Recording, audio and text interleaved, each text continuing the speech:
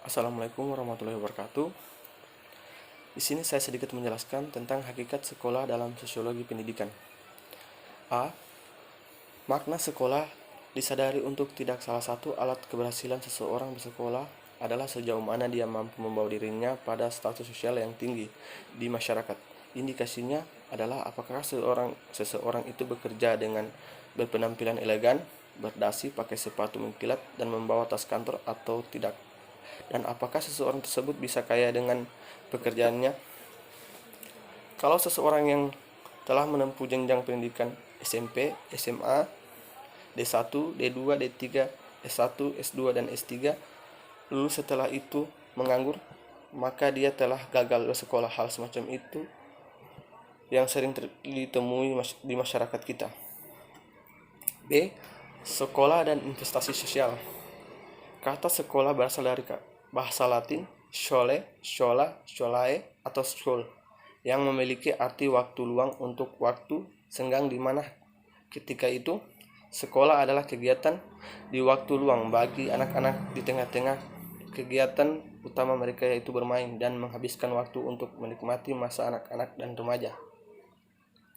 Kegiatan dalam waktu luang itu adalah mempelajari cara berhitung, cara membaca huruf, dan mengenal tentang moral budi pekerti dan estetika seni untuk menampingi dalam kegiatan show anak-anak, didampingi oleh orang ahli dan mengerti tentang psikologi anak, sehingga memberikan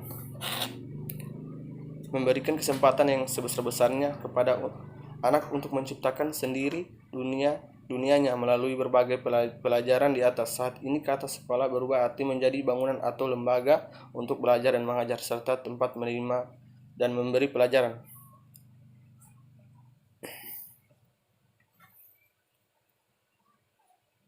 Sekolah dipimpin oleh seorang kepala sekolah. Kepala sekolah dibantu oleh wakil kepala sekolah. Jumlah wakil kepala sekolah di setiap sekolah berbeda, tergantung dengan kebutuhannya. Bangunan sekolah disusun menjadi untuk memanfaatkan tanah yang tersedia dan dapat isi dengan fasilitas yang lain.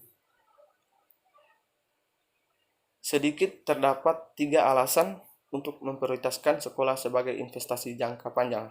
Yang pertama, sekolah adalah alat untuk perkembangan ekonomi dan bukan sekedar pertumbuhan ekonomi pada praktis manajemen pendidikan modern. Salah satu dari 5 fungsi pendidikan adalah fungsi teknis ekonomis, baik pada tataran individual hingga tataran global. Fungsi teknis ekonomis merajut pada kontribusi pendidikan untuk perkembangan ekonomi. Misalnya, pendidikan dapat membantu siswa untuk mendapatkan pengetahuan dan keterampilan yang diperlukan untuk hidup dan kompetisi dalam ekonomi yang kompetitif. Yang kedua, investasi sekolah memberikan nilai balik yang lebih tinggi daripada investasi fisik di bidang lain. Nilai balik pendidikan adalah perbandingan antara total biaya yang dikeluarkan untuk pembiayai pendidikan dengan total pendapat yang akan diperoleh setiap seseorang lulus dan memasuki dunia kerja. Di negara-negara sedang berkembang umumnya menunjukkan nilai balik terhadap investasi pendidikan relatif lebih tinggi daripada investasi modal fisik, yaitu 20% dibanding 15%.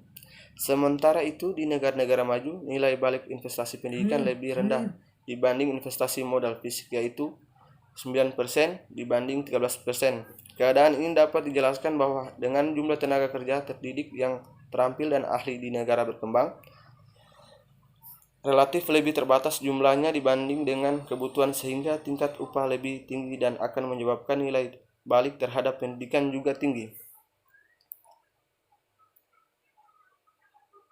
Yang ketiga, investasi dalam bidang sekolah memiliki banyak fungsi selain fungsi teknis, ekonomis, yaitu fungsi sosial kemanusiaan, fungsi politis, fungsi budaya, dan fungsi kependidikan. Fungsi sosial kemanusiaan merajut pada kontribusi pendidikan terhadap perkembangan manusia dan hubungan sosial pada berbagai tingkat sosial yang berbeda. Misalnya, pada tingkat individual, pendidikan membantu siswa untuk mengembangkan dirinya secara psikologi, sosial, fisik, dan membantu siswa mengembangkan potensinya semaksimal mungkin. Fungsi politis merajut pada sumbangan pendidikan terhadap perkembangan politik Pada tingkat sosial yang berbeda, misalnya pada tingkat individual, pendidikan membantu siswa untuk mengembangkan sikap dan keterampilan kewarganegaraan yang positif untuk melatih kewarganegaraan yang benar dan bertanggung jawab. Orang yang berpendidikan diharapkan lebih mengerti hak dan kewajiban sehingga wawasan dan perilaku semakin demokratis. Selain itu, orang yang berpendidikan diharapkan memiliki kesadaran dan tanggung jawab terhadap bangsa dan negara lebih baik dibandingkan dengan negara kurang berpendidikan.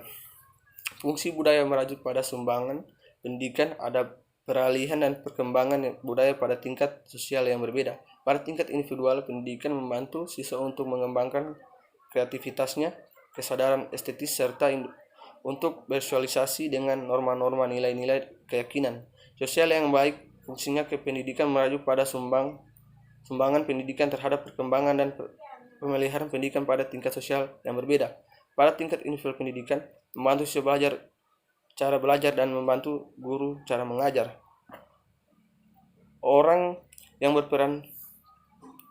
berpendidikan diharapkan memiliki kesadaran untuk belajar sepanjang hayat, selalu merasa ketinggalan informasi, ilmu, pengetahuan, serta teknologi sehingga terus terdorong untuk maju dan terus belajar. Di kalangan masyarakat luas juga berlaku pendapat umum bahwa semakin berpendidikan maka makin baik status sosial seseorang, dan penghormatan masyarakat terhadap orang yang berpendidikan lebih baik daripada yang kurang berpendidikan. Sekian dan terima kasih.